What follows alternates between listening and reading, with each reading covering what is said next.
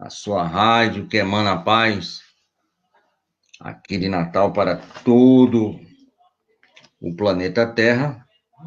E a Web Rádio tem um apoio institucional da Casa Espírita de Emanuel, do Pronto Socorro Espiritual Fabiano de Cristo, do Pronto Socorro Espiritual Maria do Pão e também do grupo caritativo São Francisco de Assis, e lógico, do Movimento Espírita do Rio Grande do Norte.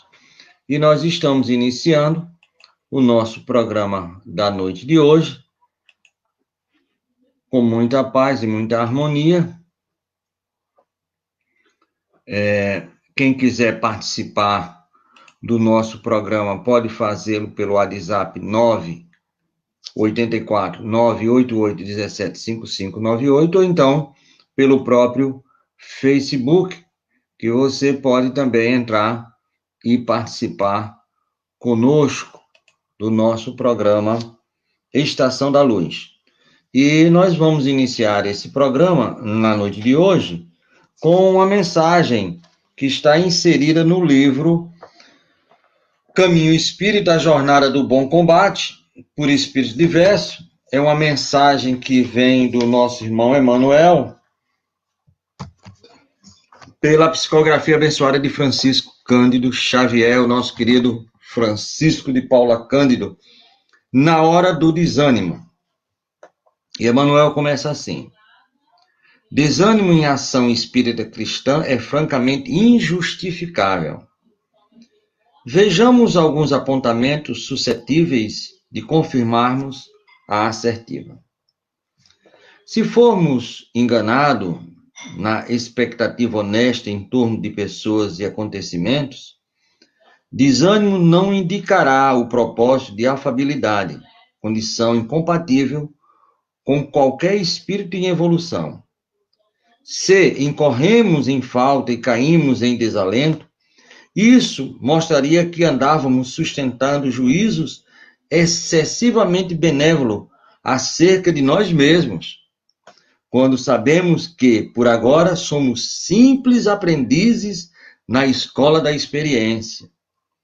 Se esmorecemos na tarefa que nos cabe, tão somente porque outros panteiam dentro dela competência que ainda estamos longe de alcançar, nossa tristeza destrutiva apenas nos revelaria a reduzida disposição de estudar e trabalhar, a fim de crescer, melhorar-se e merecer. Se nos desnorteamos em amargura pelo fato de algum companheiro nos endereçar advertência determinada, neste ou naquele ponto da vida, tal atitude somente nos evidenciaria o orgulho ferido, inadmissível em criaturas conscientes das próprias imperfeições.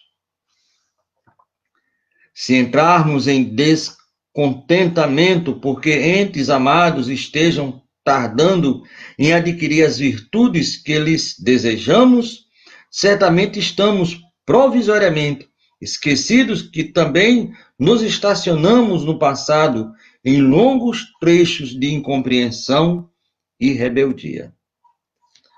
Claramente, ninguém se alegra com as falhas e os logros, abusos e desilusões. Mas é preciso recordar que, por enquanto, nós, os seres vinculados à Terra, somos alunos no educandário das existências, em que espíritos bem-aventurados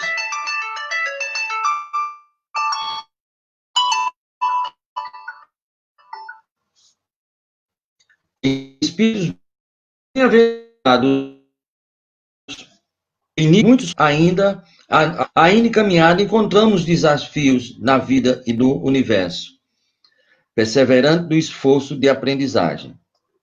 Alegremos-nos com a felicidade que nos alberga conosco desse modo sadio. Toda vez que o desânimo nos atire no chão das dificuldades, levantemo-nos tantas vezes quanto forem necessárias para o serviço do bem, na certeza de que não estamos sozinhos e que muito antes de nossos desapontamentos e de nossas lágrimas, Deus estava num clima dos nossos problemas, providenciando e trabalhando. Isso é muito importante, neném. Então, meus irmãos, nós vamos agora fazer a nossa prece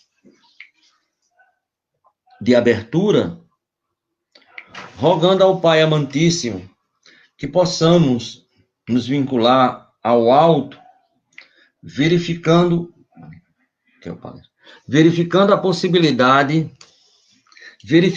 a possibilidade, a possibilidade de estarmos em sintonia com o Pai amantíssimo.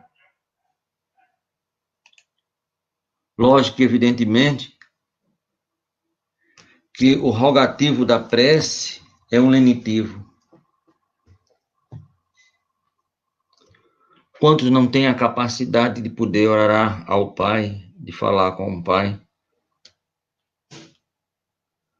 de pedir ao Pai humildemente as possibilidades do reforço espiritual, quando muitas vezes fraquejamos ao ponto de cair de espinhadeiros.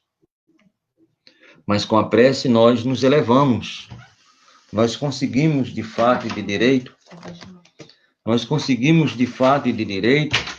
a possibilidade de alencarmos em nós aquilo que nós temos de mais belo em nós, através da prece. Ser conosco, Senhor, permite que sobre os auspícios dos teus trabalhadores que trabalham no campo do bem e do amor, nós possamos, nesta noite que se inicia, termos o lenitivo da sua amplitude dentro de nós. E é por isso que nós vamos agora para uma mensagem toda especial do nosso irmão Francisco de Paula Cândido.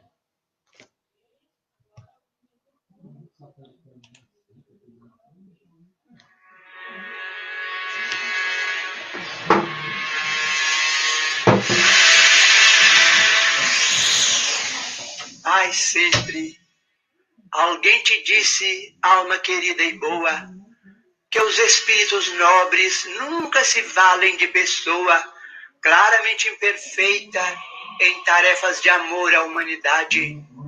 Por isso mesmo, o escrúpulo te invade e, receando a própria imperfeição, foges do privilégio de servir, em que o Senhor te pede trabalhar a fim de conquistar o celeste porvir.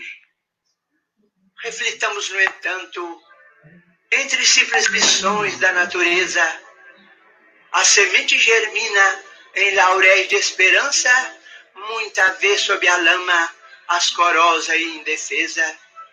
A fonte não seria exemplo de bondade, em que a vida enxameia se recusasse deslizar sobre tratos de terra e lâminas de areia. Olha as flores do charco embalsamando campos e caminhos. A rosa não desdenha florescer entre punhais de espinhos. Pensa ainda conosco nas fraquezas e lágrimas que levas. A luz seria a luz e o sol seria o sol se fugissem das trevas. Esquece pessimismo, acusação, censura. Nada te desanime, ergue-te e vem, conquanto enferma e rude, mesmo assim. Se deves, sofre, paga em amor, paz e luz, sem desertar, porém, de servir com Jesus. Vem cooperar no amor que devemos ao mundo e entenderás, por fim, que só se vence o mal pelo serviço ao bem e que a bênção de Deus jamais nos desampara nem despreza ninguém.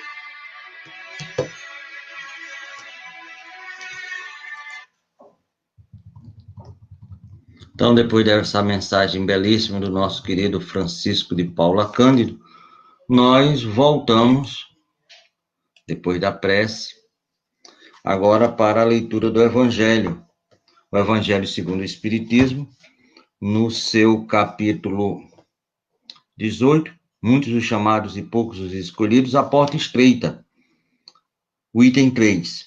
Entrai pela porta estreita, porque larga é a porta da perdição, e espaçoso o caminho que a ela conduz, e muitos são os que por ela entram. Quão pequena é a porta da vida e quão apertado o caminho que ela conduz, e quão poucos a encontram. Mateus 7, 13 e 14. A porta estreita, o caminho que ela conduz, a porta pode ser até estreita, mas larga é o caminho do Evangelho de Jesus. Toda vez que nós pensamos nas dificuldades do caminho que se aponta em nossa vida, principalmente quando nós mergulhamos no Espiritismo através do Evangelho do Cristo, e que se defronta algumas possibilidades de dificuldades, nós temos a viabilidade de ver o que aconteceu com Paulo de Tarso. O que foi que Paulo fez toda vez que se encontrou no caminho, primeiro de Damasco?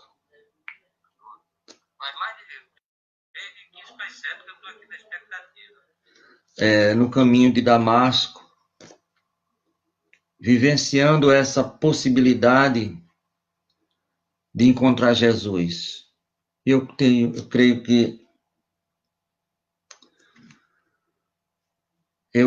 que é fácil, é largo, é comprido, é imenso a possibilidade de nós servirmos ao Evangelho do Cristo. As dificuldades do caminho são incomensuráveis, mas a possibilidade de encontrarmos a vitória final é uma certeza inconteste. É por isso que não desistimos nunca e não devemos esmorecer jamais. É por isso que Jesus disse: olha, eu digo isso para que em mim tenhais paz, mas no mundo tereis aflições, mas tendes bom ânimo. Eu venci o mundo. Se colocando como exemplo para que a gente possa passar pela porta larga. Ô, meu amigo, boa noite. Boa noite. Até agora consegui. Faz desde 15 para 7 que eu estou aqui esperando. Nós já estamos no ar, mas estamos aqui tentando, mas graças a Deus que o amigo agora já está aqui conosco, pela Web Rádio Estação da Luz. Nós já fizemos o Evangelho, já fizemos a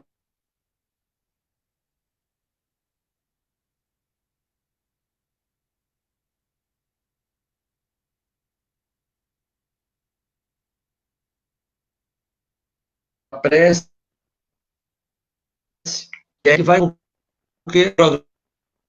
programa de resposta. A comunicação está interrompendo, viu? A voz não estou ouvindo, não. Começa e para, começa e para. Melhorou? Agora tudo bem. Agora ótimo, maravilha. Então, nós já fizemos a prece, já fizemos o Evangelho, que é a porta estreita, e aí a gente colocou o nosso WhatsApp para funcionar e chegou aqui algumas perguntas. E como o tema de hoje é Espiritismo, perguntas e respostas, meu amigo Altamir, chegou até uma pergunta aqui de Olinda, não é isso? Lá de Nunes, de Olinda, Pernambuco, a cidade, né, maravilhosa, o patrimônio histórico da humanidade, é a nossa querida Olinda. E ele pergunta assim, são 3 perguntas basicamente, o cabo é perguntador. Os espíritos têm forma? Os espíritos são eternos? E como se processa a união do espírito ao corpo físico? São 3 perguntas. Então, o espírito tem alguma forma definida? É quadrado? É redondo? Os espíritos são eternos? E como é que se processa essa união do espírito com o corpo, meu amigo Altamir? Na verdade, o espírito se apresenta com a forma do seu chamado corpo espiritual. No livro do Espírito diz que o espírito pode ser apresentado como uma chama, uma centelha. Mas, na verdade, normalmente, quando o espírito se apresenta, apresenta com a forma da sua última encarnação, ou seja, o corpo espiritual, o chamado perispírito, né? Isso aí. Hum. Por vamos dizer, algum interesse, ele quiser conhecer a pessoa e quiser se apresentar com a forma que tinha na encarnação que o conheceu, por exemplo, em outras existências, poderá também acontecer, como o caso de Emmanuel com Chico Xavier, que se apresentou na figura de Publio Lentulus, o senador romano, que na época Chico Xavier teve uma encarnação como sua filha. Então, teve essa característica aí. Mas, na verdade, ele poderia ter se apresentado com uma das últimas aqui no Brasil, que foi o Padre Manuel da Nóbrega. Então, depende muito do que o espírito realmente pretende. Mas, normalmente, frequentemente, é a forma da última encarnação que ele teve. E outra coisa, a união do espírito, como se dá. Quando realmente acontece, né, a fecundação, ali já se encontra um espírito preparado para aquela encarnação, que se vincula magneticamente os laços espirituais magnéticos, e dali vai se proporcionando, vai se dando a forma que o espírito terá, de acordo com suas necessidades. Veja bem, quando o processo vai se dar, o espírito passa por um processo também de perda da sua forma da última encarnação, para que não se projete como carimbo, repetidamente. Então, a partir dali, de acordo com o que realmente tem na sua mente, das suas necessidades, gera aquela energia, aquela forma magnética que vai influenciando na formação do corpo físico. É isso aí que dá a encarnação. Agora ficou aqui no caso os espíritos, deixa eu ver aqui, peraí. Os espíritos, porque ele perguntou, deixa eu ver aqui, deixa eu colocar aqui para só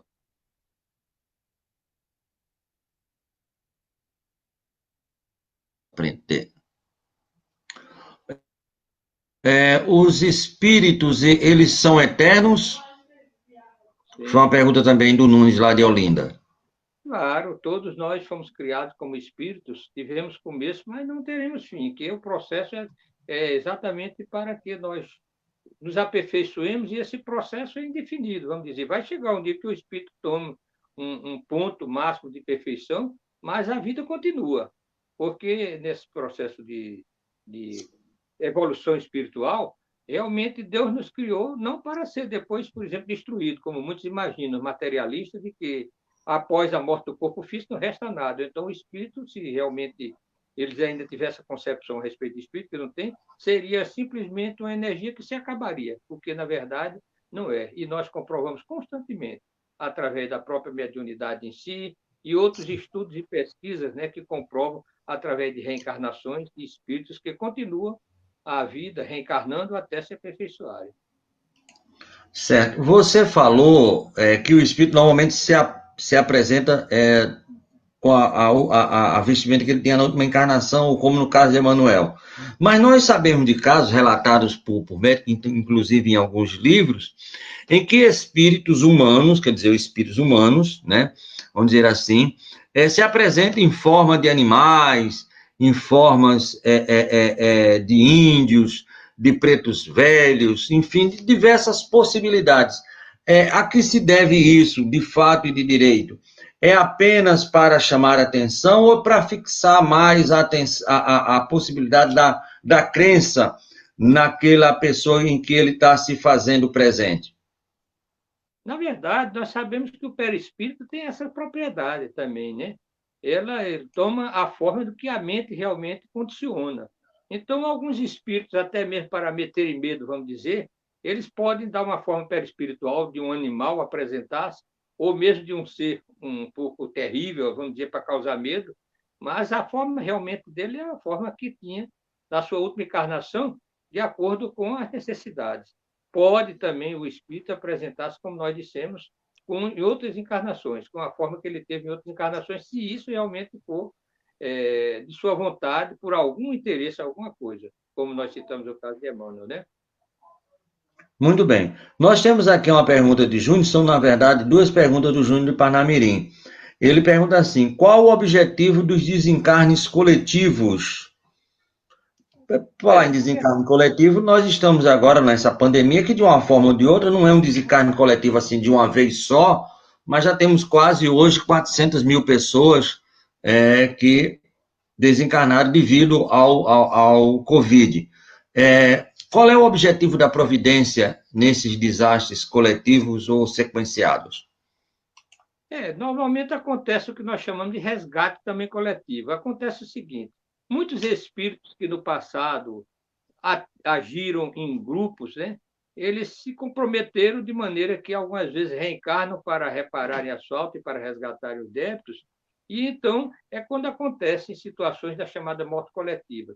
Mas não vamos tomar também isso aí da maneira que quem tiver, por exemplo, numa situação daquela de desencarnar por uma forma coletiva, seja um espírito devedor do passado, por isso acontece que às vezes a pessoa está necessitando daquilo por algum tipo de prova que escolheu, está entendendo?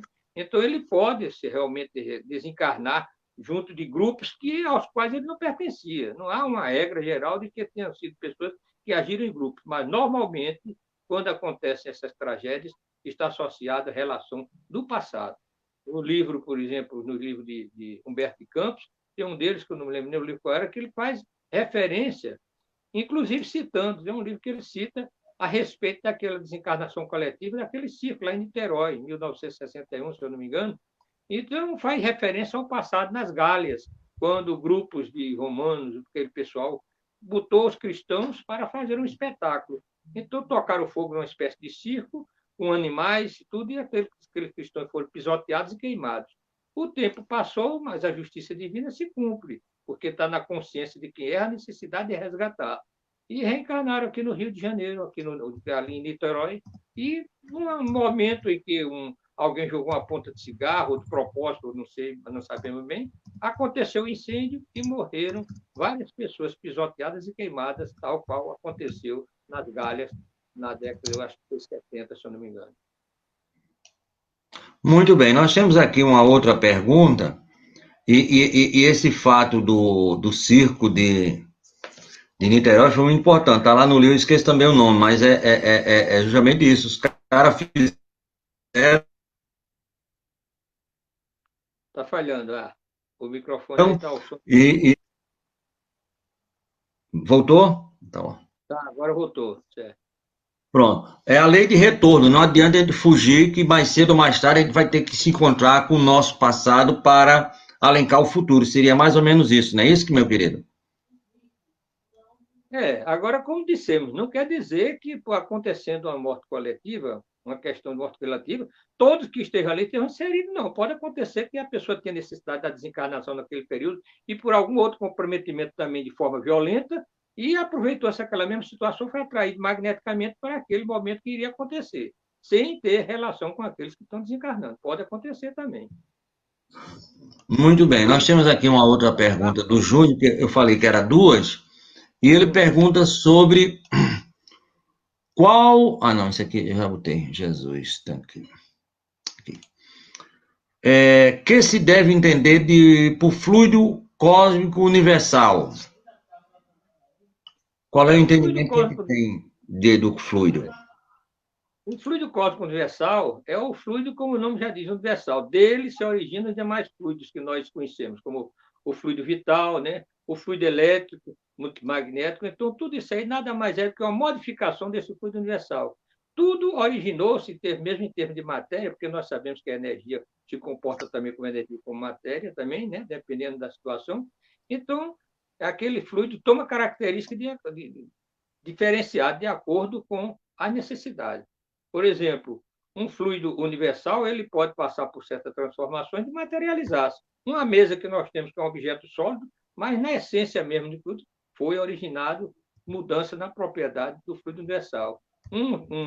Uma substância que é saudável, por modificações na sua intimidade, por exemplo, pode se tornar o quê? Venenosa. Nós sabemos, por exemplo, que a água, que é H2O, é um líquido que realmente faz bem à saúde, nós ingerimos e necessitamos, mas já H2O2, ou seja, uma modificação na sua estrutura íntima, torna ela ácida, ela com um efeito que não é bom se nós ingerirmos. Provavelmente nós vamos nos prejudicar. Então, como vemos, as modificações na estrutura íntima. O fluido universal é a base, e tudo se originou desse fluido universal. Muito bem. Nosso irmão Fueiro de Quintal lá de Minas Gerais, de Santa Luísa, que são mais de 500 mil desencarnados até agora pelo Covid. Eu tinha falado em 400, mas ele está falando que é mais de 500 mil desencarnados. Nós temos aqui, meu amigo Altamir Cunha, aqui pela Web Rádio Estação da Luz, a sua rádio que emana paz aqui de todo o planeta Terra, aqui de Natal para todo o planeta Terra, é a Cristina de Candelária. Para a prática mediúnica, há necessidade da concentração, no caso do exercício, ela está perguntando do exercício dentro da casa espírita, né? Naquele ambiente que nós temos lá, do estudo e tudo mais. Essa concentração, ela faz parte dessa prática mediúnica, deve ser o que a nossa irmã está com. Imagina que ela esteja perguntando, né? A concentração é a base para que nós criemos a sintonia propícia para que haja comunicação. Embora, veja bem, alguém poderá dizer, mas como é que às vezes a pessoa não está concentrada e um espírito incorpora? Pode acontecer, por vinculações outras, que isso aconteça, mas normalmente na prática mediúnica, quando nós vamos ajudar no processo de educação da mediunidade, a base é exatamente a pessoa aprender a concentrar-se, a entrar num processo de sintonia, de se desligar, vamos dizer, das coisas exteriores para que possa, então, favorecer a espiritualidade, encontrar condição propícia para a comunicação. Então, a concentração é básica, sim, no exercício da mediunidade. Muito bem, então é uma base. Mas haveria condições de nós conseguirmos essa prática sem essa concentração? Isso seria possível ou é muito difícil que isso venha a ocorrer? E nesse caso, ocorrendo, seriam espíritos, vamos dizer assim, dignos, superiores, que poderiam estar ali trabalhando com aquele médium, já que pelo menos não tem concentração nenhuma, como a gente vê por aí, né? Fatos mediúnicos ocorrendo, meu querido. Sim, é como dissemos. Claro que, olha, estamos falando em termos de desenvolvimento mediúnico. E existe o caso em que já é uma mediunidade que existe e um espírito, por já ter aquela vinculação magnética, encontra facilidade, sem o médium se concentrar, e ele pega, se apodera, vamos dizer assim, se vincula e se dá a comunicação. Porque temos que fazer a diferença entre o exercício da mediunidade numa casa espírita, onde o médium vai, o candidato a médium vai realmente se aperfeiçoar na mediunidade, e aquele que já é médium e tem espíritos a ele vinculados, que pode a qualquer momento até envolvê-lo, e vamos dizer assim, como no meio da rua, e fazer uma incorporação, né? Então, é diferença. Façamos essa diferença. Estou falando em exercício da mediunidade, onde faz o chamado exercício da educação e desenvolvimento mediúnico. É diferente de quando a pessoa é portador de uma mediunidade e tem espíritos a ele vinculados e pode ser concentração nenhuma, dá uma comunicação. Então, temos que fazer essa diferença. Pronto, é justamente, basicamente isso que o meu amigo Sérgio de Pinhum pergunta. O exercício mediúnico pode ser feito em casa ou isso deveria, eu estou completando, deveria ser relacionado somente à casa espírita, onde tem todo um aparelhamento, ou em casa isso também poderia ser vinculado, meu amigo Altamir? O exercício da mediunidade, vamos mais uma vez fazer a diferença, o exercício da mediunidade, no que diz respeito à educação da mediunidade em si, o ideal é que na inexperiência do médium seja feito na casa espírita, onde tem todo o aparelhamento necessário, toda a assistência necessária. Agora, existem médios, depois de já adquirido uma condição de equilíbrio, de maturidade espiritual, que faz no seu próprio lar, recebe as comunicações e vão realmente cumprindo a sua tarefa de intermediário do plano espiritual. Divaldo Pereira Franco tem também os seus momentos, que mesmo em hotel, quando está viajando, ele recebe comunicações mediúnicas. É diferente, é um médico que já está amadurecido na mediunidade em si, e é diferente do médico que está exercitando. Por isso que não se aconselha, porque corre um risco muito grande também de questão de obsessão. Então, façamos essa diferença e tudo dará bem. Então, não é muito interessante fazer essa prática em casa, né? A não ser que isso seja um caso excepcional de um médium já bastante tarimbado.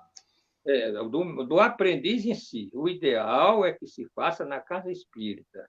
Inclusive, nós sabemos, no que diz respeito à educação da mediunidade, Nós temos que educar de maneira que o espírito não esteja a qualquer momento pegando a gente porque é médio e tomando conta e dando a comunicação. Eu não pude controlar que o espírito... Bom, quando não se tem a disciplina necessária, assim acontece. Mas quando o espírito, o médium amadurece, aí onde está, ele tem o controle. Mesmo que o espírito queira comunicar, se ele sente a presença, mas ele não permite e aguarda o momento propício para a comunicação. Quantas vezes nós estamos em casa e sentimos a presença de entidades e dizemos, não é o momento favorável, vamos aguardar para quando chegar na reunião de desobsessão ou mediúnica, que então vai dar oportunidade àquele espírito. Às vezes é um espírito necessitado. Então, se nós, a qualquer momento, realmente, indisciplinadamente, vamos receber espírito, nós vamos nos prejudicar e daí desencadeia o que se chama obsessão. Pronto, e falar em obsessão, a nossa querida, acho que deixa eu ver aqui, Lúcia, da Cidade da Esperança, existe alguma relação entre o alcoolismo, obsessão, reencarnação? E qual seria essa relação? E eu ainda ia colocar aqui outra coisa, o alcoolismo, a obsessão e o suicídio, de uma forma geral, eles podem estar interligados? Então, vamos ver separadamente as coisas, né? Nós sabemos que o alcoolismo pode ser reflexo também de uma obsessão. Como pode o alcoolismo atrair espíritos na mesma faixa do vício e causar e desencadear uma obsessão?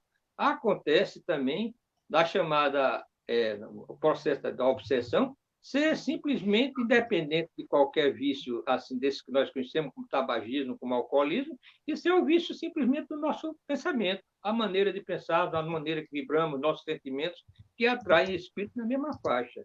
Então, toda obsessão, normalmente, está mostrando um espírito que está no processo como obsidiado, ainda precisando de realizar algumas mudanças e subir mais, vamos dizer assim, o seu padrão vibratório, porque o espírito só nos obsidia quando encontra sintonia conosco, ou seja, por vingança do passado, ou quando nossas condições do presente ainda são favoráveis para isso.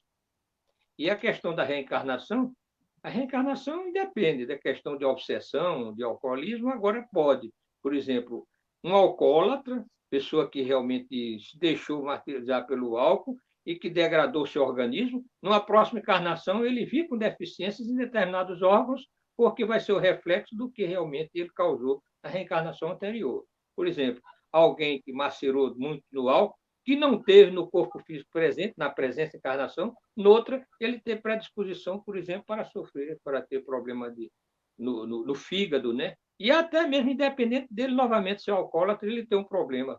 Como nós sabemos que existem doenças que são simplesmente reflexos de um vício do passado. Isso é muito comum. Certo, mas também não quer dizer, vamos dizer assim, Altamir, que se eu estou com um fígado doente, alguma coisa, isso seja necessariamente que eu andei numa vida anterior, usufruindo do álcool, e uma coisa não quer dizer a outra, não é uma via de regra, né? Não, de maneira nenhuma. Aqui nós temos que considerar que o espiritismo ele não leva para esse campo da espécie de fanatismo de querer tudo associar à questão de resgate do passado, não. Nossa vida do presente nos favorece com certas enfermidades, certos problemas. Nós poderemos ter problema no fígado, por exemplo, sentir certa desarmonia ou desarranjo por causa dos nossos excessos na alimentação, tipo de alimentação, com comidas, alimentos gordurosos ou coisa desse tipo, que por excesso vai causar problema. Como poderemos também sentir um infarto no miocárdio sem necessariamente ter um problema de reencarnação? Ah, foi problema do passado de resgate. Não. A maneira como vivemos no presente. O descontrole emocional, a questão do tipo de alimentação também, a vida sedentária, que pode causar o infarto sem necessariamente ter nada com o passado, e reencarnação passada. Muito bem. Nós temos agora aqui o Martins, de Cidade Alta. Ele pergunta aqui, deixa eu ver, meu Jesus. Gostaria de saber o que a doutrina espírita fala a respeito da clonagem. Os clones humanos.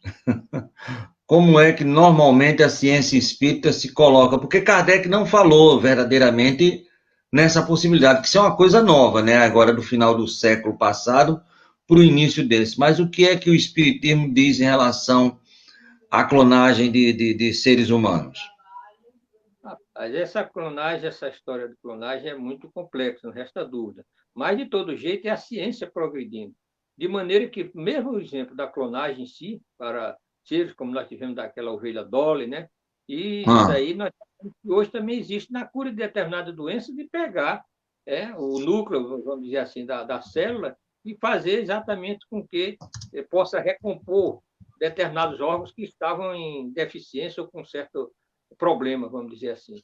Mas, no que diz respeito à clonagem do ser humano, isso torna muito complexo pelo seguinte: se houver essa permissão do plano espiritual, claro, nós não sabemos ainda, já que, pelo menos que nós, no nosso conhecimento, nunca clonaram o ser humano, mas é preciso realmente compreender que não quer dizer que aquele ser humano vai ser idêntico em tudo àquele ser que foi clonado. Pelo seguinte, porque se pode fazer com que o corpo possa nascer de forma idêntica ao original, mas não quer dizer que o espírito seja o mesmo, o espírito será outro. E as características serão diferentes. Então, uma coisa faz-se a clonagem, pode, é possível fazer a clonagem humana? É possível. Agora, é possível clonar o espírito em si? Não, é diferente. Por isso que nós podemos ter dois corpos idênticos e com características diferentes, porque os espíritos são diferentes. Na época, na questão dos gêmeos univitelinos, que tem uma semelhança imensa no corpo físico, e tem algumas semelhanças no procedimento do espírito, e algumas, mas não quer dizer que sejam totalmente idênticos. Isso é a prova de que o corpo pode ser igual, mas os espíritos são diferentes. Agora, pode existir uma simpatia muito grande entre aqueles espíritos e realmente haver uma semelhança grande até mesmo no procedimento, no que diz respeito ao psicológico e o que diz respeito às atitudes daquela pessoa. Pode acontecer, mas não são iguais. Os espíritos são diferentes. Eu sei que na época que começou esse negócio de clonagem, Altani, um amigo nosso, muito aficionado do futebol, ele ficou numa alegria grande, né? Disse, pronto, agora a gente vai poder clonar Pelé e quem sabe até mesmo Garrincha. Eu digo, meu amigo, olha, mas a entidade espiritual que está lá não vai fazer a mesma coisa que os dois faziam, não, né? Pode até clonar igualzinho, mas tem a individualidade, não é isso, querido? Tem que fazer essa diferença, exatamente. Nós temos que fazer sempre a diferença entre a questão de corpo e espírito. O corpo é um instrumento do espírito, veja bem. O corpo é instrumento do espírito em si. Então, o espírito é que domina as características no que diz respeito à inteligência em si, a capacidade ou não de fazer isso, aquilo, de ser criativo, tudo é do espírito em si. Agora, o corpo favorece a um espírito que tenha uma tarefa a cumprir, a que desempenhe de uma maneira mais, vamos dizer, tranquila. Quando, por exemplo, quem vem ao mundo, vamos dizer assim, para ser um músico muito famoso, claro que os seus órgãos devem ser realmente adequados para que ele possa manifestar aquela sua habilidade. Porque, como dizem na história, normalmente nós vemos um bom violonista, se pegar um violão desafinado, ele não vai poder fazer coisas bonitas, está entendendo? Então, é preciso que o instrumento esteja de acordo para que o espírito possa mostrar suas habilidades.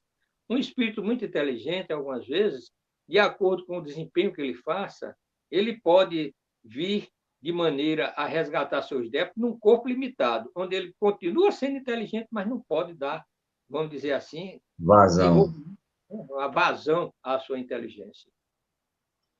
Muito bem, gostei principalmente desse grande violonista com violão chinfrino, ele não consegue tocar, né, por mais talento que ele venha a ter.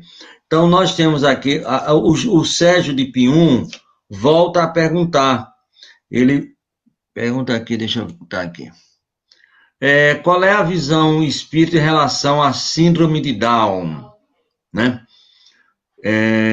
E hoje nós temos, em relação a 20, 30 anos atrás, né, meu amigo, uma ideia bem diferente em relação aos portadores de síndrome de Down, que vê hoje gente aí com essa patologia clínica fazendo coisas do arco da velha, né? Mas qual é a visão espírita em relação à síndrome de Down? Nós temos que verificar sempre, não resta dúvida, que quando temos limitação no corpo, pode ser, salvo as raras exceções, de espíritos até evoluídos que submetem a experiências assim, como uma espécie de prova e para que possa exemplificar. Mas, normalmente, tem os seus resgates, não resta dúvida. Mas haveremos de compreender o quanto a ciência progrediu, claro, por concessão divina, de acordo com os nossos merecimentos. Hoje, quem tem síndrome de Down, diferente de quem tinha 40 anos, 50 anos, né? Hoje já faz coisas maravilhosas. Por quê? Porque a ciência progrediu e o espírito certamente já está merecedor de receber, apesar de algum resgate que tenha que fazer, mas já, de certa forma, suavizado pelo o mérito e pela evolução da ciência. Então, cada um de nós vai recebendo de acordo com as nossas necessidades e os nossos méritos. A própria evolução da ciência vem e põe-se em prática de acordo com o mérito de quem vai ser beneficiado. Então, vamos dizer, se um país é detentor de grandes conhecimentos e aqueles moradores daquele país recebem coisas maravilhosas, enquanto outros países vivem em carências e necessidades, é porque certamente aqueles moradores daquele país obtiveram, através de evolução, e realizaram o mérito para estar habitando naquele país e tendo aquelas facilidades ou aquelas bênçãos, vamos dizer assim, que os seus habitantes têm. Então, cada qual de acordo com suas obras, já dizia Jesus. Agora, no caso da síndrome de Down, a gente vê coisas maravilhosas. Às vezes, um espírito de uma certa superioridade pode candidatar-se e vir para que una a família. Eu tenho um caso interessante, até na própria família, quando foi detectado que realmente a criança nasceria com síndrome de Down, houve um certo receio, um medo, uma certa preocupação, uma coisa como que fosse algo terrível. E, de repente, observaram, quando a criança nasceu, que foi uma bênção de Deus na vida de todos.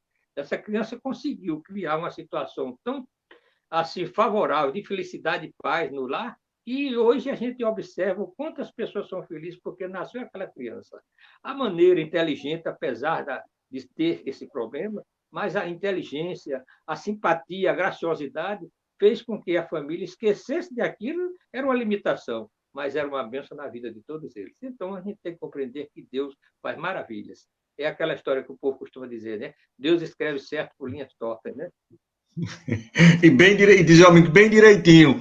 E olha, eu quero aqui dar um testemunho. Eu conheço alguns pais, algumas famílias que têm criança com a síndrome de Down, e até hoje eu ainda estou por ver alguém que não agradeça de sobremaneira, mas de uma forma assim, quase que alegre, tá entendendo? A possibilidade daquele espírito, lógico que a maioria das pessoas não pensam nisso dessa forma, aquele espírito ter ali chegado. Não conheço nenhum, até pode ser que amanhã eu saia e conheça, mas até hoje, dos que eu conheço, que eu trabalhei junto, todos são assim, de um agradecimento, é quase como uma louvação por aquela criança ter nascido com aquela patologia e ter feito justamente isso que você falou, a união realmente de fato e de direito, né? Nós temos aqui, deixa eu ver aqui, se pergunta, o Fuê de Quintal, que é lá de Santa Luzia, lá de Minas Gerais, lá da terra do nosso irmão Isoldino Rezende, muito obrigado aí pela sua audiência, e ele pergunta a você que ideia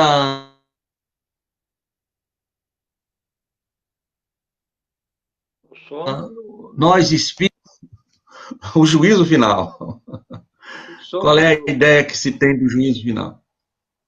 Na verdade, Emmanuel é muito claro no livro, não sei se é Fonte Viva, que ele fala que cada um de nós passa pelo juízo final a cada acontecimento da morte, porque nós vamos nos ter com o próprio Tribunal Divino que se encontra na consciência de cada um de nós.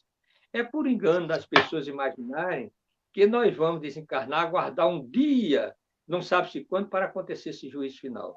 O juízo vai acontecendo a cada morte, porque nós vamos analisar e vamos sofrer as consequências daquilo que realmente nós fizemos aqui na Terra. Por isso que o Tribunal Divino, estando na consciência nossa, a justiça será feita de acordo com o nosso próprio autojulgamento. O juízo cada um de nós faz. Agora, quanto a um juízo coletivo, algo que irá acontecer, claro que nós passamos, inclusive quando falamos de mortes coletivas.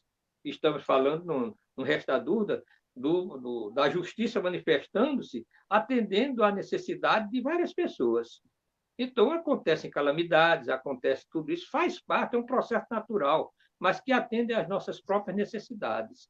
Não só de espíritos endividados, mas de espíritos que, mesmo sem ter dívida, teria que desencarnar de todo jeito. Então, a questão de desencarnar, não pode desencarnar de infarto, pode desencarnar por um acidente automobilístico, pode desencarnar por um câncer. Então, a morte biológica é uma coisa certa, é uma fatalidade. Agora, cada um realmente, até no que diz respeito à morte, normalmente será atraído de acordo com certas necessidades provacionais.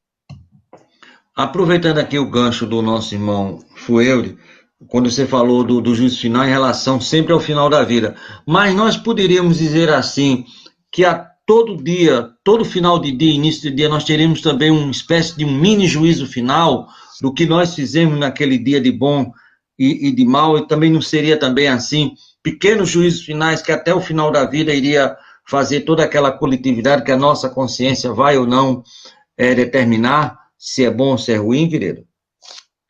Essa seria uma prática, inclusive, ensinada por Santo Agostinho, né? Que colaboraria muito, teria um efeito muito positivo no que diz respeito ao nosso processo de renovação espiritual. Se nós parássemos todo final de dia e analisássemos o que fizemos para compreendermos, então, e concluirmos a respeito do que fizemos e que não deveríamos fazer e do que não fizemos e que poderíamos fazer. E os efeitos dessa reflexão vão motivar-nos a corrigir, a reparar as faltas cometidas. Então, não resta dúvida, é algo bastante salutar. Muito bem. Nossa irmã, de onde é, Jesus? Kili, do Alecrim. Gostaria de saber o que a doutrina espírita fala a respeito da doação de órgãos. E eu ia aqui até puxar um pouquinho. E a doação de corpos inteiros para estudo da ciência, da medicina, não só do órgão de uma forma geral para salvar uma vida e outra, mas também do próprio corpo, para que esse corpo sirva de estudo para os médicos em relação a doenças e possibilidades que só no corpo humano você consegue estudar. Claro, tudo que nós fazemos com o intuito de ser solidários, sermos solidários, de ajudar a ciência, ajudar alguém individualmente, isso é um trabalho de caridade maravilhoso, fantástico. É realmente meritório demais, toda essa atitude é meritória, porque quando nós, pensando ao desencarnar, deixar nosso corpo para estudo, é uma forma de ajudar a ciência para que a ciência ajude outras pessoas que vão passar por experiências idênticas à nossa e, quem sabe, eles possam descobrir antecipadamente alguma medicação, alguma coisa que possa até evitar. Não resta dúvida. Quanto à doação de órgãos, mesmo quando o espírito desencarna, é uma maravilha para o espírito sentir que alguém que ficou na Terra está se beneficiando de um órgão que lhe pertenceu. Ou seja, alguém que não via, por exemplo, e passa a ver, aquele espírito sente o prêmio da satisfação e da felicidade. E ainda mais por causa da gratidão que normalmente está no coração daquele que é beneficiado.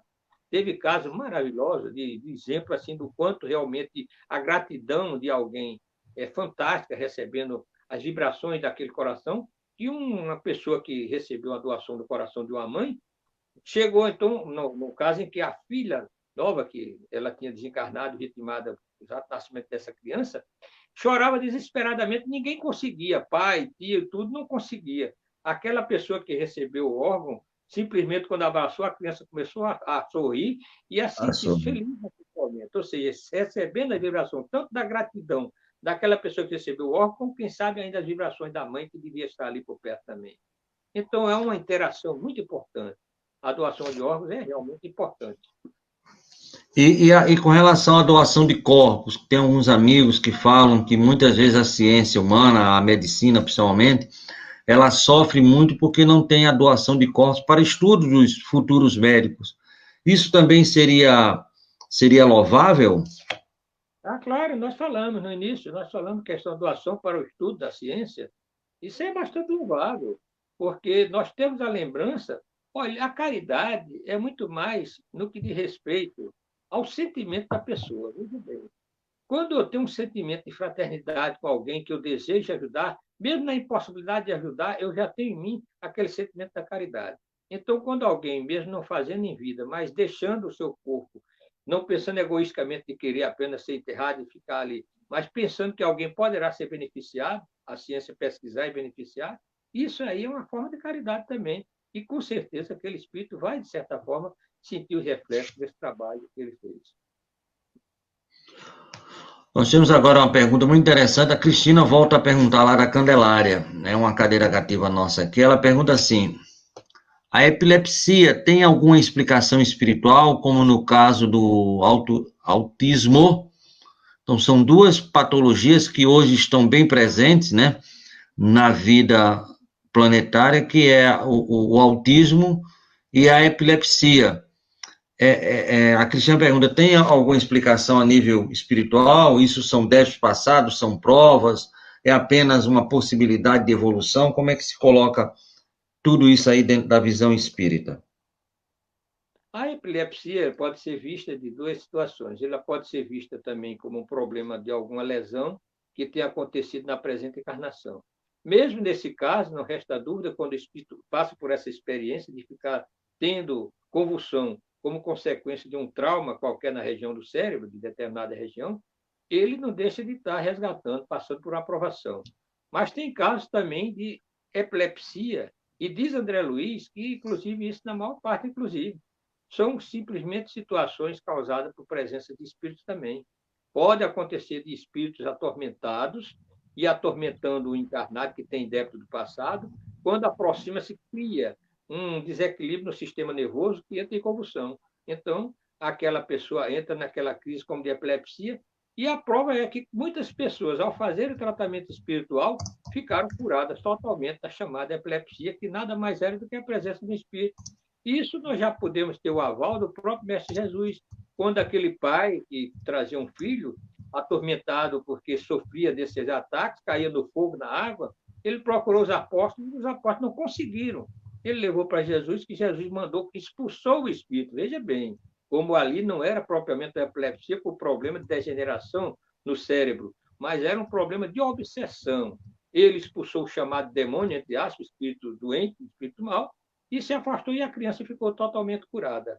Então, nós vemos que pode haver. No livro No Mundo Maior, André Luiz cita o exemplo, foi maravilhoso também, de um jovem que tinha problema de epilepsia e começou a ficar melhor depois que começou a fazer o evangelho no lar, terapia, e ele mudando de comportamento e pensamentos, mas mesmo assim, num determinado momento, André Luiz relata que estava a equipe que André Luiz pertencia, quando ele sentiu a sombra de um dos obsessores que o atormentava naquilo ali, ele entrou em convulsão de novo e tendeu, vamos dizer assim, a ter uma nova crise convulsiva, porque a presença daquela entidade fazia com que ele lembrasse as dificuldades que teve nos mundos dos sombrios, lá na espiritualidade, no resgate de débitos por qual ele passou. Então, veja bem, às vezes um choque emocional, alguma coisa, faz com que o nosso sistema nervoso entre a bala e a gente pode ter uma convulsão. Tem um caso de uma pessoa que ele simplesmente por ver uma cena, ele entrou em convulsão, ele teve uma crise epiléptica. Ele já tinha em si, mas só para ter o exemplo como o estado emocional influencia. Uma pessoa desequilibrada, bebendo, e do sexo feminino, né? Passou na rua e levantava a roupa, tudo. Quando ele viu aquilo ali, ele ficou tão agitado que teve uma crise epiléptica. Então, a gente vê que também existem essas situações. Existem os casos provacionais de resgate, existem os casos que vêm de reencarnação passada, existem os casos que podem ser de agora por problema de trauma sofrido na área do cérebro, e existe casos também de influências espirituais. Temos que fazer a diferença, não sermos radicais ao ponto de achar que tudo é presença de espírito obsessor, porque há, em certas pessoas, a tendência de levar tudo para o campo de espíritos e achar que tudo é obsessão. Não vamos pensar. Quando alguém tem um problema de epilepsia, procure também o médico, procure a casa espírita e faça os dois tratamentos. Mas não vamos ensinar a pessoa a simplesmente ficar numa casa espírita tomando passo para tratamento, e quando poderia ser uma necessidade de tomar medicação apropriada. E no caso do autismo, porque hoje nos parece, é um ponto de vista meu, que tem muito mais crianças autistas do que você tinha antigamente. Ou então os casos estão sendo mais relatados. Isso também, qual é a visão do Espiritismo em relação a essas crianças que nascem, que normalmente são autistas, mas são de uma inteligência, de uma sagacidade fora do comum, é como se elas estivessem num tempo à frente, né? Seria mais ou menos isso. Aí são espíritos já trabalhando, como é que funciona tudo isso no autismo? Tudo isso é de uma complexidade grande, e a gente não pode dar uma resposta logo de imediato assim, para uma coisa só. Tudo tem uma história em que nós estamos longe de compreender essas nuances. Porém, Chico Xavier, por exemplo, uma mãe que procurou, na época, com a criança que era autista, ele aconselhou a que fizesse o possível para chamar a atenção com coisas que ele se interessasse, para que ele ficasse aqui no corpo, porque havia uma tendência de alheamento, ou seja, é como uma espécie de fuga do espírito. que precisava de ser chamada a sua atenção para a vida presente, porque ele corria o risco, às vezes, de fugir de uma vez por todas, vamos dizer assim, do corpo físico. Quantas pessoas passam por esse processo e ficam no plano espiritual vários dias, vários, até meses, para poder retornar?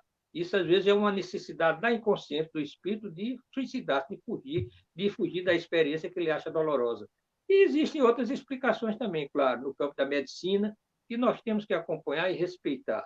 Não vamos, como sempre, nós costumamos sempre, ter a nossa moderação nas nossas colocações para que não nos tornemos fanáticos, de achar que tudo tem sua origem apenas de resgate, quando, na verdade, poderá ter comportamentos assim, uma coisa que pode ser curada, quem sabe, por um problema do presente, de alguma coisa que sofreu durante o parto, não sabe, né? Então, existem muitas explicações.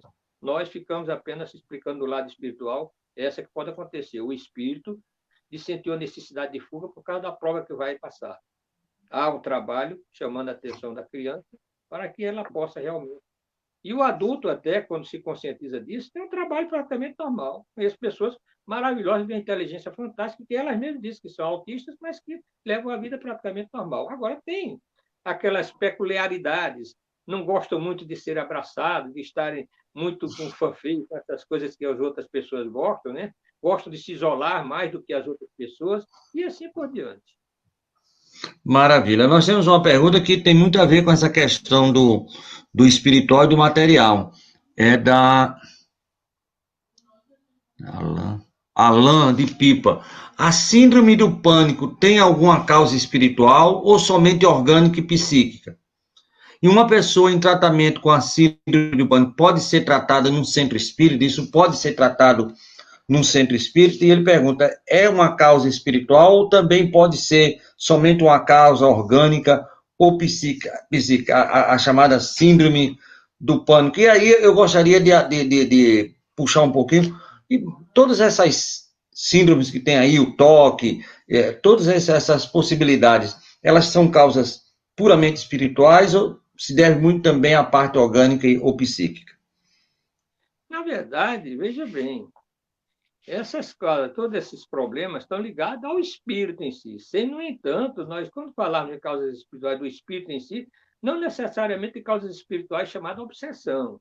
Espíritos que do passado tiveram determinados traumas e que tiveram reencarnações mais recentes, não passaram tanto tempo lá, ele traz ainda marcas profundas desse trauma e pode manifestar-se ainda nessa presente encarnação. Questão de pessoas que foram enterradas vivas que podem sentir realmente aquele pavor de estar em ambiente fechado, por exemplo.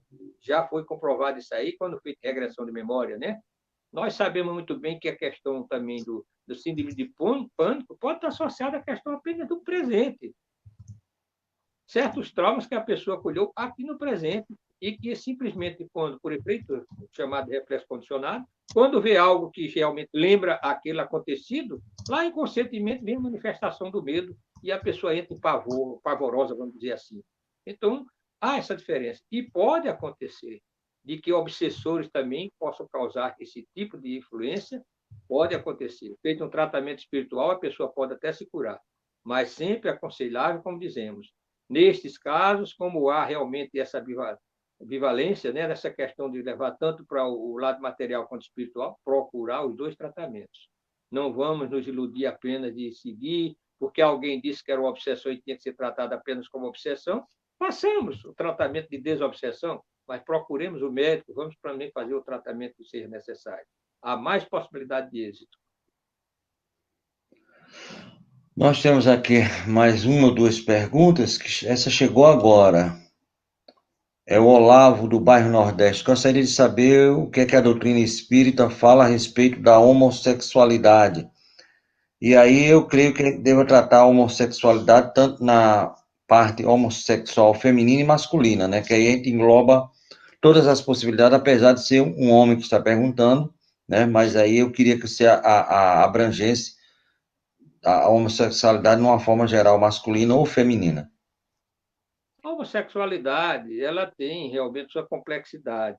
E muitas vezes nós temos que explicado o que pode acontecer com relação a certas reencarnações, que, na verdade, também não é a única explicação. Veja bem, um espírito que, na presente encarnação, abusou, vamos dizer, do sexo, foi um espírito, vamos dizer, masculino, e abusou, foi um devasso, foi um homem que destruiu muitas vidas, e desencantou tantas pessoas, criou expectativa e frustrou tantas pessoas só buscando aventura sexual, ele tem a responsabilidade pelos seus atos, volta para o plano espiritual com o trauma do que fez, e então é programado para que ele reencarne no sexo oposto, para que ele possa realmente ter uma forma de minimizar esses impulsos e, às vezes, até sofrer as discriminações que ele fez os outros sofrer na encarnação passada. Pode acontecer.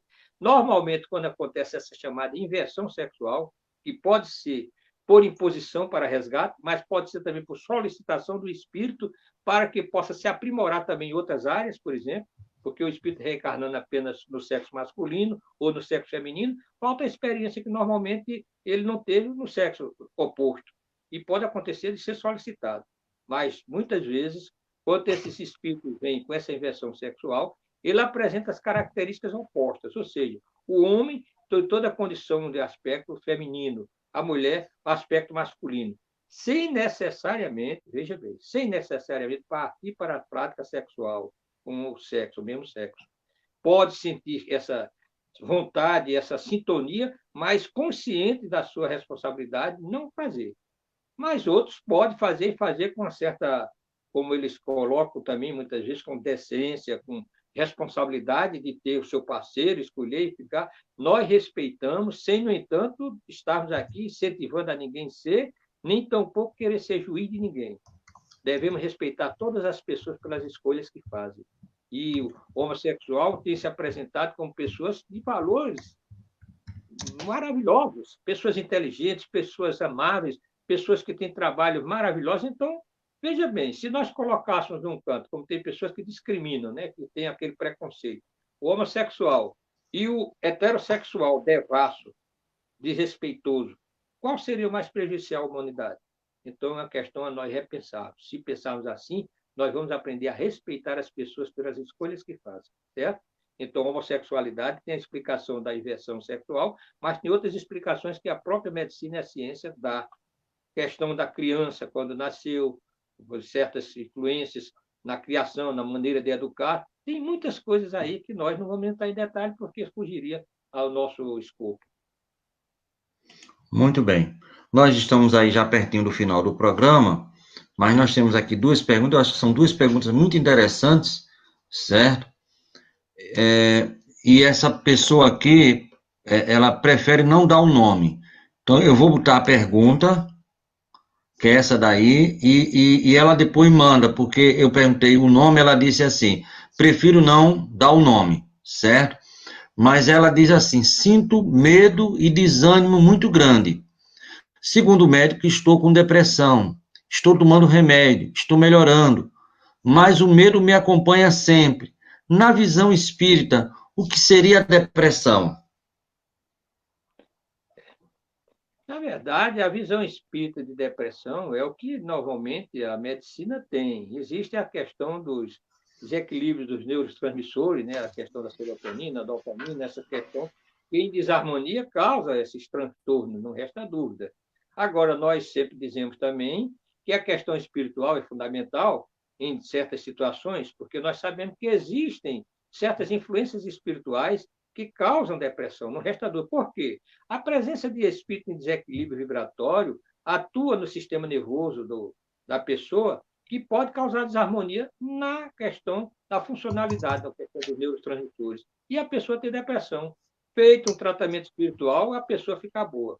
Mas, mais uma vez, vamos aqui dizer, quem tem depressão, normalmente deve procurar as autoridades médicas, embora que o tratamento espiritual também seja importante. Se for apenas por causa de obsessão, não tem problema. O tratamento médico depois, quando a pessoa ficar boa, o próprio médico vai reconhecer e vai suspender a medicação. Está entendendo? Então, é importante isso aí. Mas o que é importante mais ainda é que cada pessoa em depressão, seja como for, observe a necessidade das mudanças do tipo de pensamento que cultiva. Nós temos que praticar a renovação espiritual e dos nossos pensamentos. Normalmente, as obsessões e certas influências do nosso pensamento, do nosso comportamento e no nosso funcionamento dos nossos órgãos, depende muito de nós também. Nós temos que fazer a mudança, nós temos que lutar, que nos autoeducarmos. Por isso que o trabalho da desobsessão, o trabalho da orientação na casa espírita e como também a orientação médica são importantes. Essas duas, funcionando juntas, com certeza, obtemos maior sucesso nas curas da chamada depressão. Eu acho que em qualquer cura a gente nunca pode abandonar a questão médica, né? Seja ela qual for. O microfone falhou. Não pode estar. Eu estou dizendo assim, melhorou? Voltou a funcionar? Está me ouvindo? Pronto. Estou ouvindo. Eu estou dizendo assim, que em tudo a gente nunca deve desprezar a medicina humana, né? Não deve estar tudo sobrecarregando o plano espiritual e as casas espíritas, porque senão a medicina do homem não teria valia, e ela tem uma valia que é uma coisa de Deus, né? Nós temos que sair desse espécie de fanatismo. Não podemos, é claro que nós temos que considerar que nós não podemos também separar nessas questões de desarmonias o espírito e o corpo em si também. Tem a sua relação, já que o espírito está encarnado. Mas devemos tirar essa mania de nós querermos ocupar os espíritos com o que não pertence aos espíritos em si. Hoje em dia, a pessoa tem catarata, quer que a espiritualidade faça uma cirurgia de catarata, quando tem tantos médicos que fazem a cirurgia. A pessoa hoje, tem gente até aí fazendo a questão de intervenções cirúrgicas no coração, né? Então, claro que quando nós procuramos na medicina e não encontramos, aí sim, quem sabe, nós vamos precisar da ajuda dos amigos espirituais, que é algo que a própria medicina em si, ou os cientistas materiais, não estão conseguindo. Precisamos. Claro que eu, pelo menos, se precisar da ajuda dos amigos espirituais, procuro. Claro. Agora, não vou procurar porque eu tenho uma gastrite e vou querer me curar com os espíritos, quando, na verdade, a minha gastrite depende da minha forma como eu me alimento, o meu comportamento, o meu lado emocional, que depende de mim. Então, eu vou ocupar os espíritos para fazer tratamentos, quando poderia o espírito estar trabalhando com outros mais necessitados espiritualmente. Está me ouvindo, Altamir? Você falando dessa gastrite, isso me lembrou um caso lá do Bezerra, em que um paciente, ele reclamou muito, porque ele disse, meu amigo, eu estou aqui no Bezerra há um ano tomando essa água fluidificada e essa gastrite minha não passa, não para. Aí, alguém disse assim, parece que é o que conhecia ele, do jeito que você come, você pode vir aqui tomar um caminhão de água que não vai ficar bom, quer dizer, então eu percebi ali que o negócio era o cabo que parece gostar de comer comida muito gordurosa, essas coisas todas. Quando nos submetemos a esse tipo de trabalho, a espiritualidade ou o centro que fica apenas só valorizando isso e sem orientar as pessoas, poderá estar atrapalhando a evolução daquela pessoa. Porque a pessoa, tendo quem faça, não vai fazer o esforço.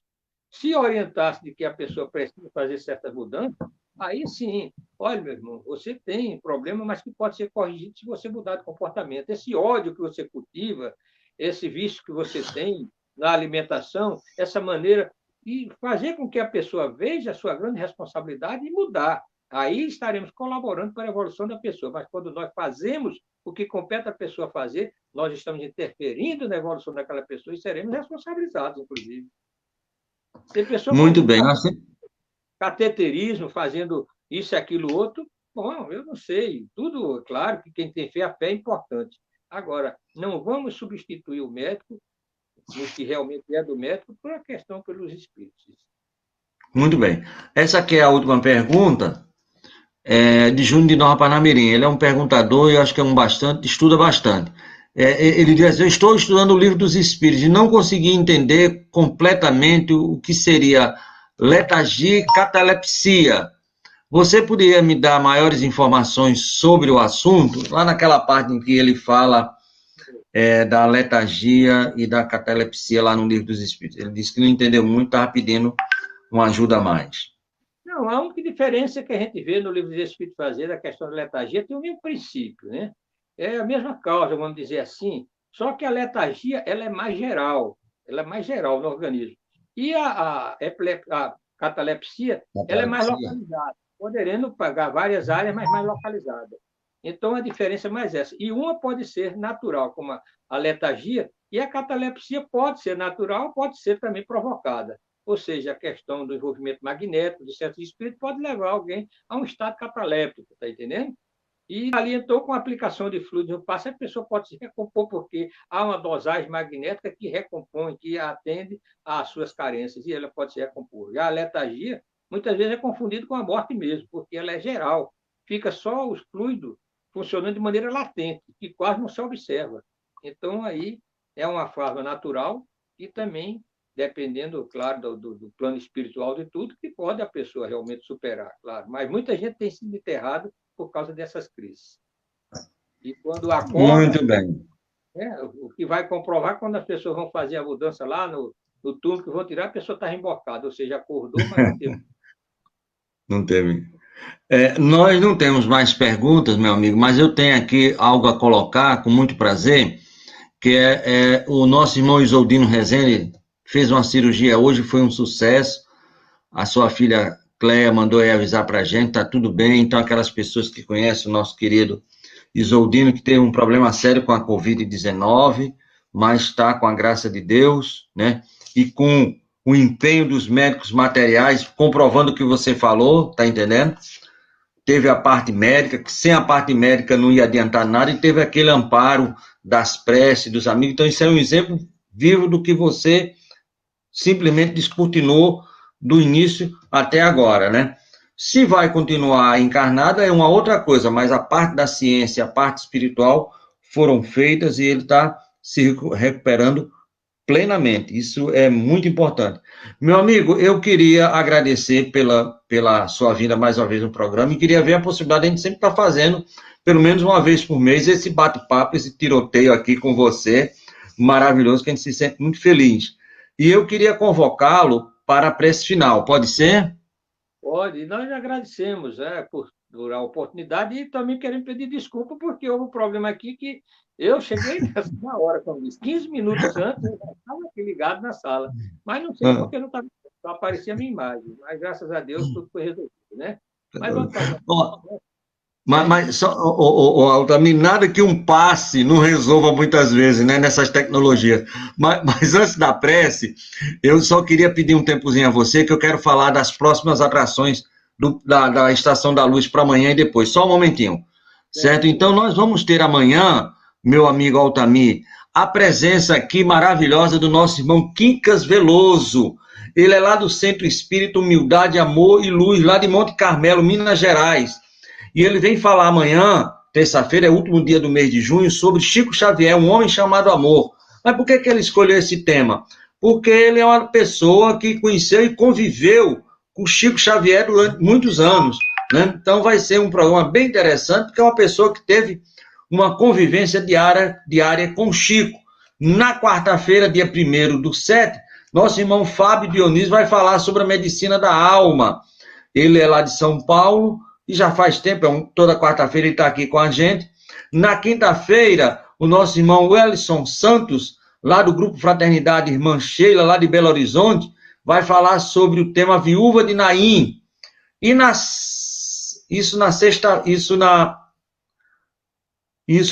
sexta-feira, desculpa, na quinta-feira, aquele programa de ontem com o nosso irmão Cosme Mais vai ser quinta-feira, dia 4 de julho, quinta-feira.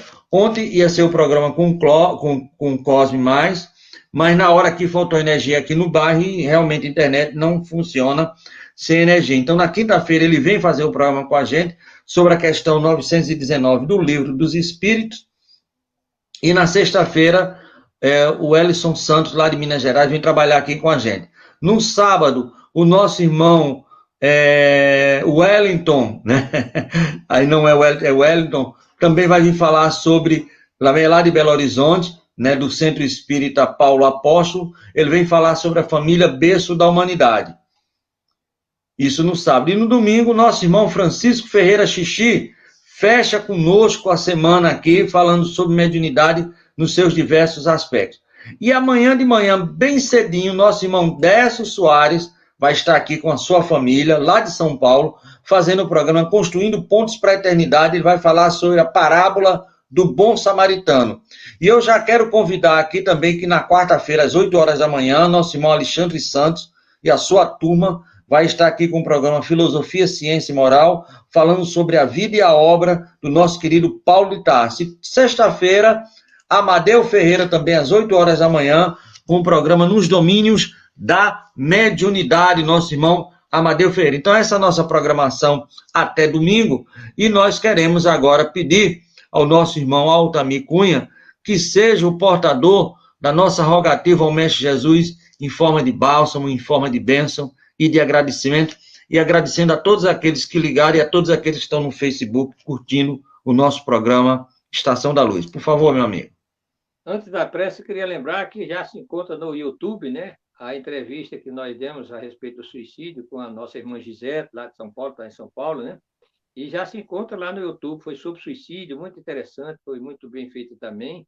E quem quiser, só acessar o YouTube Literagindo, acessa e vai estar lá Literagindo, a pessoa clicou e vai ter suicídio, um prático equívoco, a nossa entrevista lá com Gisele, viu? Então vamos levar os nossos pensamentos a Deus, a Jesus, nosso Mestre, dizendo: amado Mestre Jesus, agradecemos, Senhor, por esse momento de aprendizado para todos nós. A proporção que nós vamos na condição de quem vai transmitir algum ensinamento, na verdade, nós estamos aprendendo. E pedimos a vossa bênção para sempre, com humildade, nos dispormos na divulgação dessa luz que é o Espiritismo e o Evangelho do Mestre Jesus, para que a humanidade possa se melhorar, conforme dizem os amigos espirituais, no papel da doutrina, que é a doutrina consoladora. Abençoa-nos, abençoa a todos que estão nos ouvindo e vendo, e que nesse momento possa o nosso irmão encerrar a nossa reunião. Muito obrigado, meu amigo. Deus que lhe pague mais uma vez. Vê se a gente faz mais, pelo menos esse mês agora de julho, a gente faz mais um programa com você. Eu quero aqui agradecer a todos que estiveram aí na audiência do programa, não só pela web rádio, mas também pelo Facebook. Muito obrigado. Amanhã cedo a gente volta com o Décio, amanhã à noite com o nosso irmão Quincas, e com certeza voltamos com o nosso irmão Altamir Cunha para fazer esse bate-papo maravilhoso de perguntas e respostas. Muito obrigado. Estamos encerrando a nossa atividade e voltamos para a nossa programação normal pela web rádio Estação da Luz. Muito obrigado, meu amigo. Até mais. Felicidades.